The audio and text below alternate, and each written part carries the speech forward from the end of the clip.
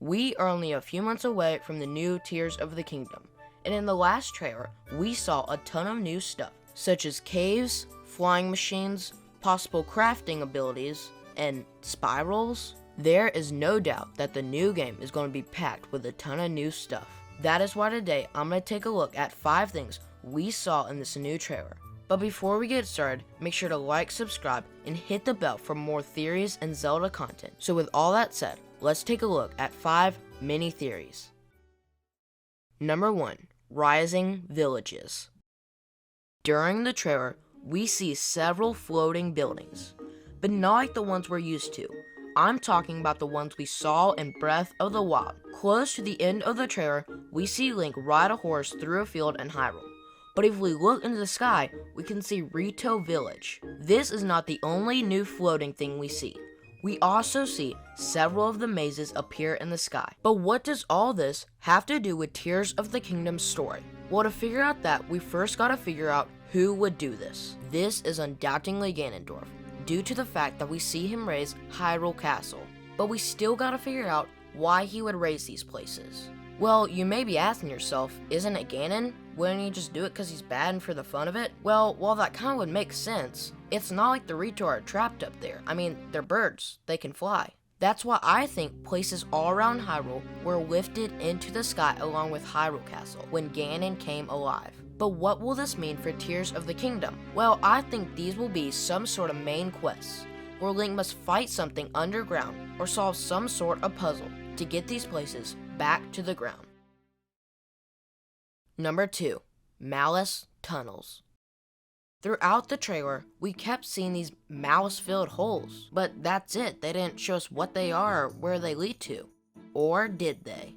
These malice tunnels must lead to something, but what? While it would make sense for them to lead to the caves we see several times in the trailer, the fact that it's covered in malice means it must lead to somewhere more dark and eerie, filled with monsters we haven't seen yet. In the trailer, we see somewhere underground. I wouldn't exactly call it a cave since we can see it goes back pretty far, filled with strange trees. This place has been theorized to be an underworld. That would explain why the monsters here are covered in malice, and why this place looks so strange. If this place really is what they say it is, then these malice holes are not just some entrance to a cave, but an entrance to an underworld. I would also like to point out that if this is the case, then we will get completely new weapons and enemies. Number 3. The Mysterious Cyclone. Throughout a lot of the trailer, we can see that there is a storm throughout most, if not all, of Hyrule, but along with it comes a massive swirling cyclone. What if this cyclone didn't come with it, but instead caused it? While this cyclone is very strange, it is not the only one we've seen in the series. In the Wind Waker, we do in fact see them. But at the top of it, we see a strange frog named Cyclos. He claims to be a god who can control these cyclones. Upon meeting him, he will attack you and teleport you in the middle of nowhere. After defeating him by shooting him several times, he will become friendly and let you use his cyclones to teleport across the map. Is this just a coincidence that we see a cyclone not only in the Wind Waker, but in Tears of the Kingdom? Or does this mean something more? Now, before we straight up say that this cyclone is because of Cyclos and whether or not he is up there, we gotta look at what we have to go on for this theory. We already know that we will see returning enemies in the Tears of the Kingdom, due to the fact that we see a 3-headed dragon, which is most likely Gleeok, from past Legend of Zelda games. Because of this, I have no doubt that Nintendo would bring back Cyclos for Tears of the Kingdom. My other reason is while we've known that Tears of the Kingdom's world will be filled with sky islands, covering all of Hyrule, it may get hard to travel them without having some sort of teleport system, which we know Cyclos can give us. So from those 2 reasons, I think this could be Cyclos. And if that's the case, it'll probably be some sort of side quest where we have to take him down the same way we did in Wind Waker. Number 4. What are they mining? During the clip that is theorized to be an underworld, we can see monsters mining something, but it's unclear what it is since it doesn't match any of the material in Breath of the Wild. So what is this unknown material? It almost looks like some sort of metal or ore. Now before we start looking at what this material may be used for, you might be thinking to yourself, well, what if they're not using it? What if they're just clearing it off this rock? Well, if that was the case, we wouldn't see it on some sort of basket on their back. We would see it on the ground where they would be tossing it. There are two options for what this could be used for. Number 1, selling.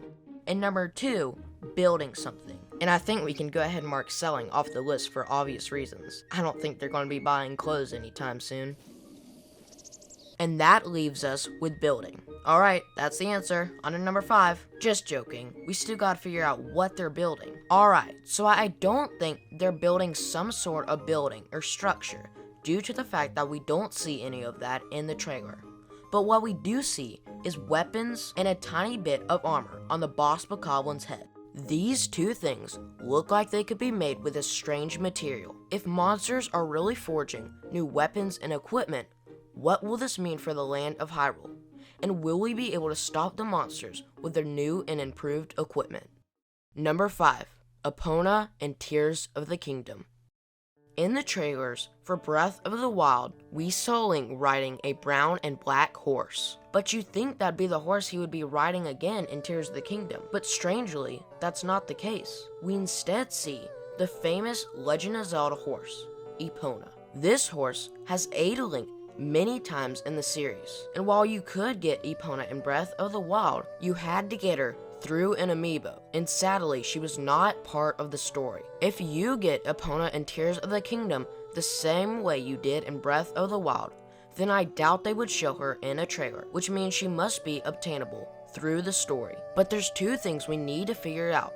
Number 1, how is Epona alive in Tears of the Kingdom, since we know that she is a pretty old character, dating all the way back to Ocarina of Time. And number 2, how will we be able to get her in Tears of the Kingdom? Well, the first one's pretty easy. She's most likely a descendant from the past Eponas. It would not be shocking if this was the case, since in Breath of the Wild, the white horse is not actually the same horse that Zelda rode in the memories, but instead a descendant. And it's most likely the same way for the giant horse, which I doubt is the same horse we see Ganon riding in Ocarina of Time. And for the second question, how do we get her in Tears of the Kingdom? Well, let's take a look at how we got her in past games, since it's very likely that we will get her the same way as we did in one of the games. The first option is how we got her in Twilight Princess. In this game, you automatically start off with her. But to be honest, I doubt that'll be the same way for Tears of the Kingdom, due to the fact that Twilight Princess is very different, being a game where you have one place to go that you need to get to very quickly. Whereas in Tears of the Kingdom, it will be an open world game